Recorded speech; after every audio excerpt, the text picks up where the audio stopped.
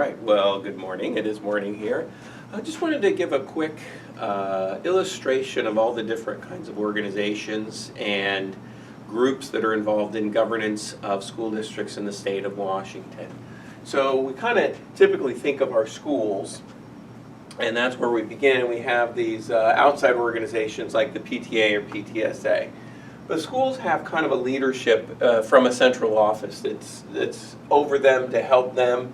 And those are going to be people helping with special education, buses, the food service, etc. And additionally, there'll be a finance officer, and I'm a finance professor, so I'll talk accounting professor, talk about that more.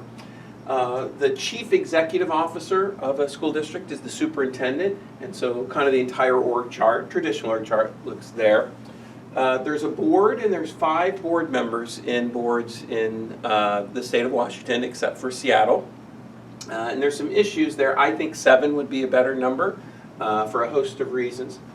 Also, each of these organizations, like the finance officer, has a professional association called WASBO, the Washington Association School Business Officers. Superintendents have a professional association, WASA, Washington Association of School Administrators.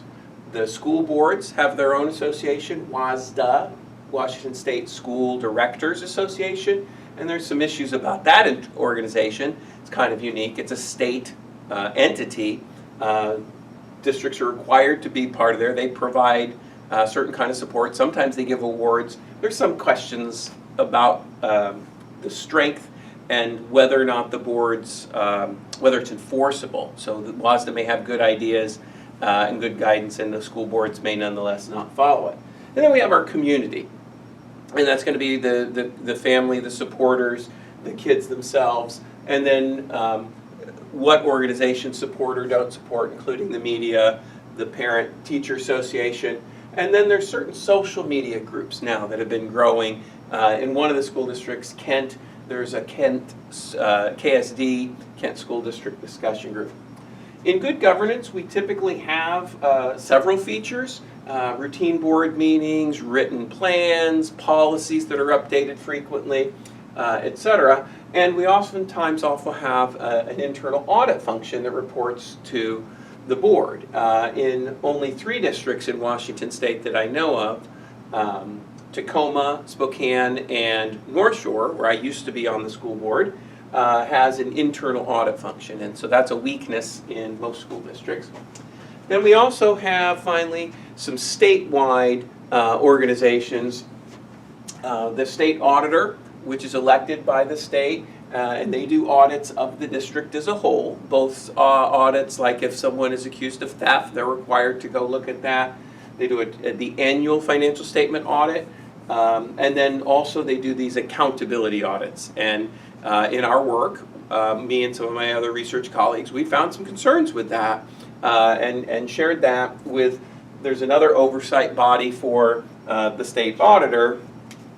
Basically, CPAs, if you're an auditor, are overseen by what they call the accounting board. Now, their initials are ACB, don't exactly know why, but the accounting board, and we have referred some of those questions about the state auditor to the accounting board. Unfortunately, as the attorneys at the state have interpreted that, as of today, as of actually Friday, they said that CPAs are not, at the state auditor, are not subject to the oversight of the accounting board, which kind of doesn't make sense. And so we're working with them to try and find something that does make sense, so that if a CPA at the state auditor's office doesn't do their work, or allegedly doesn't do the work, it can be followed up on. We also have the Education Service District.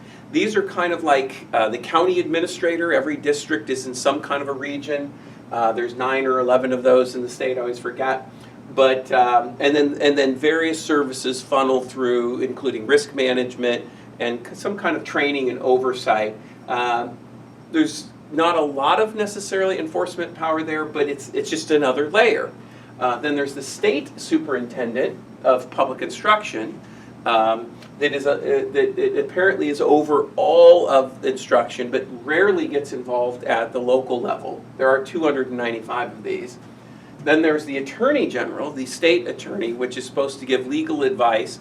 So oftentimes the Attorney General, like if you were a parent advocating for something better, the Attorney General is sometimes there to defend the state agencies, not necessarily to defend the parents, and that's a surprise.